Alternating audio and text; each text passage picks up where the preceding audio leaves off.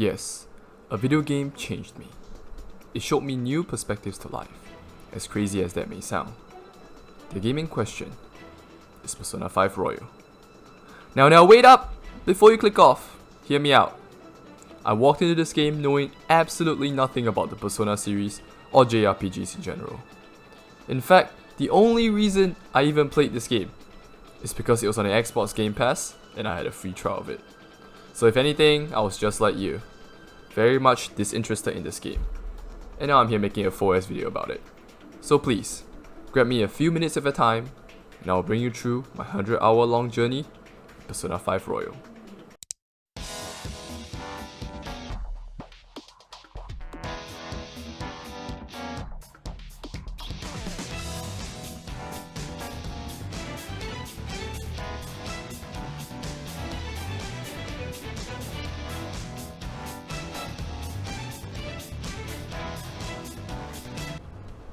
Jumping straight into it, we were greeted by this. Not your typical game menu, but instead an amazingly short cinematic with a distinct art style pairing soothing music. The me who was slouching and only clicked play on a whim was now mildly intrigued. Little did I know, this small interest would slowly grow into an obsession. When gameplay first started, we were instantly thrown into action while simultaneously teaching us combat mechanics, which I thought was a really smart way to integrate tutorials to actual gameplay. After this segment, we soon ended up getting caught and started to have a recap. That's right, half the game is actually just the main character having a huge flashback. This was a really smart decision on the devs' part to hook new players in. As someone who had zero exposure to the series, I was genuinely interested by the bits shown in the beginning, and thus continued to play even though the beginning of the game was relatively slow. Walking into the game fully blind, I didn't really know what to expect. To be honest, I really didn't have a good impression of anime-style games for its gameplay elements, so I was kind of just betting on the story element here. Oh boy, was I wrong.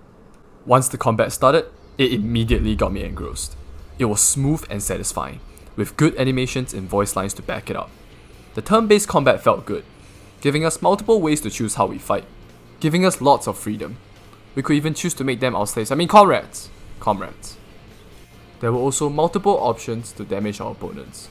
We could shoot them, beat the shit out of them, or even use our personas. Did I mention the best part? Personas.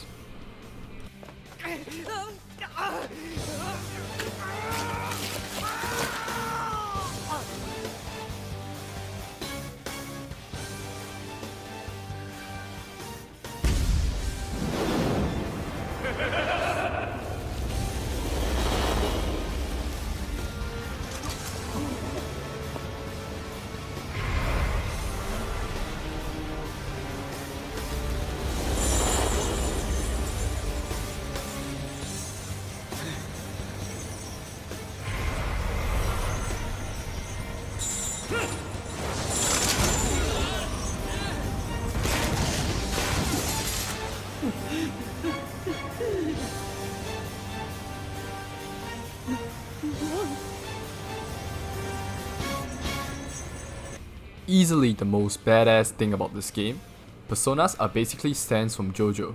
Each playable character unlocks a persona which can eventually evolve up to twice by interacting with them and playing through their story quests, which, by the way, are completely optional.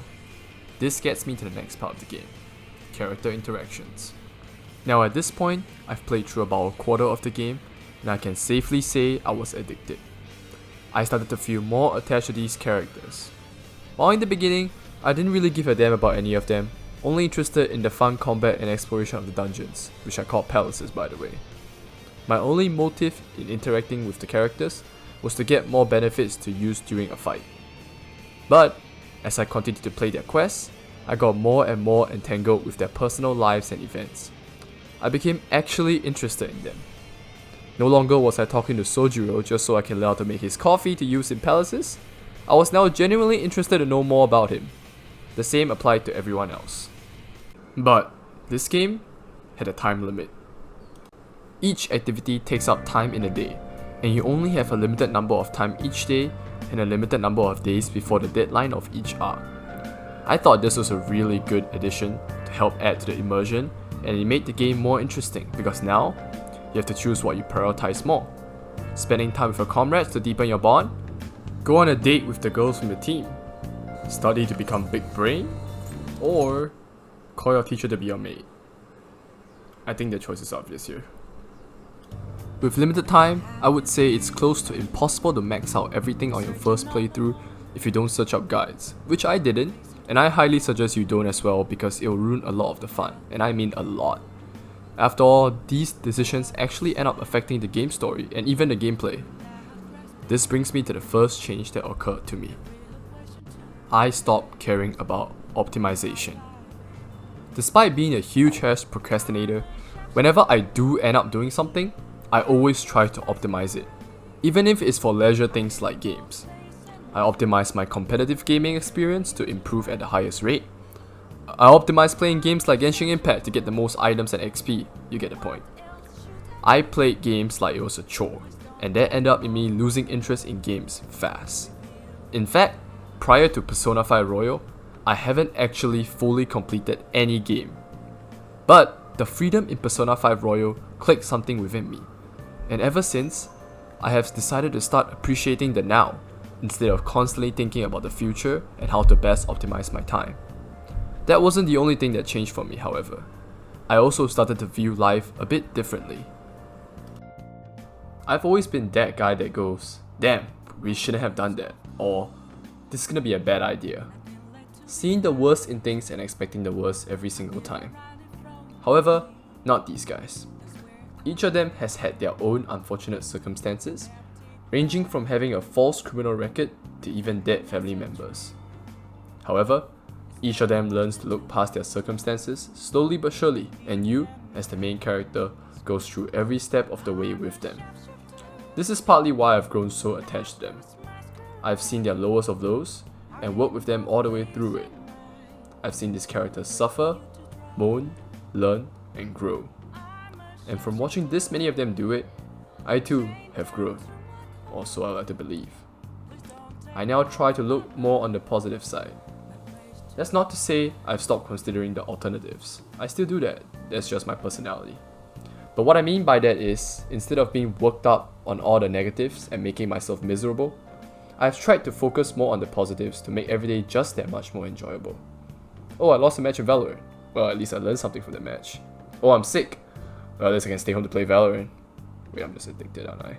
Anyways, the point is, I've taken these characters and applied them to myself, somewhat.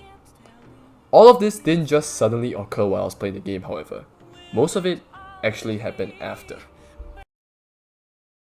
Right as the credits rolled, my mind went blank. It was over? I couldn't believe it. It felt like this game had become a part of my routine at this point. It felt like it was endless. But it wasn't. No longer was I receiving messages from my buddies. No longer was I receiving requests from strangers.